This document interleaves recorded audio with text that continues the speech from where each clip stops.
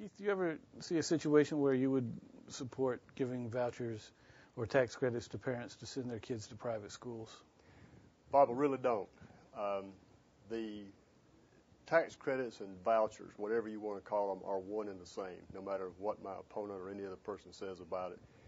It takes money out of the public education system, and the tax dollar is for the public education system.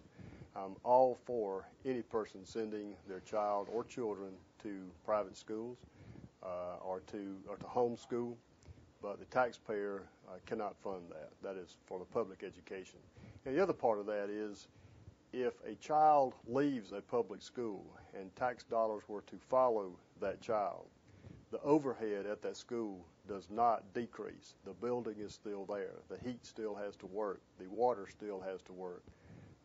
So the tax dollars have to go to the public education system.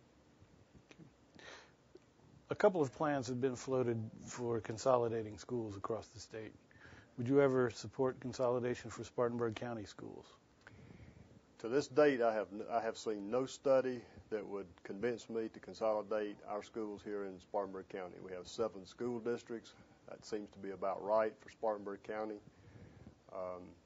The voters of District 35 are very happy with that. The voters of Spartanburg County are very happy with it. There's been some talk about it would save money. I've seen no such study that would show that it would save money. But interestingly enough, you had a writer, and I do not remember the writer's name, that wrote your newspaper that pointed out that not only do you have to consider a dollar-for-dollar savings, you also have to consider the quality of the education that would be delivered to the student. Would it also decrease? So it's not only is it a dollar saving, but does it lessen the education of the child or children in the school?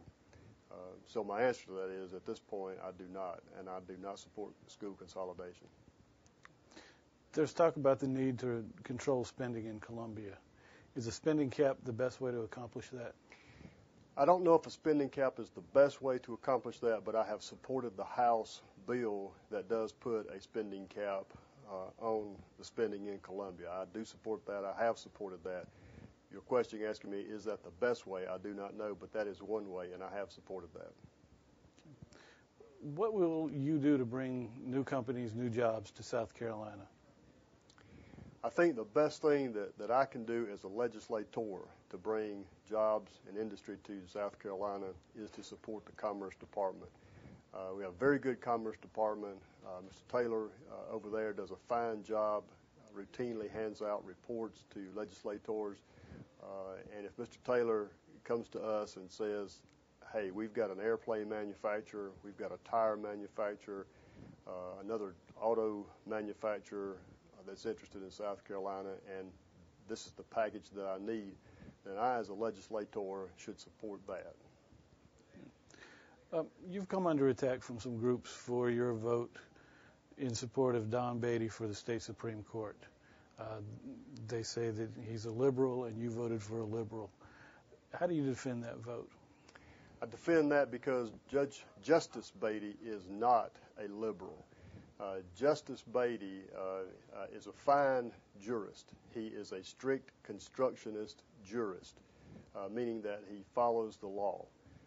He does not carve out new laws like abortion that they want to paint me with.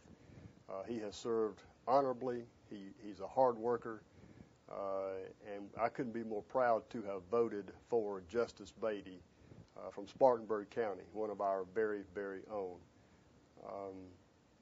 The groups that want to paint me as supporting some liberal, they can't even get the terminology right. And I wrote an article about that some time ago, published in December in the Spartanburg Herald. They can't even get the terminology right, Bob.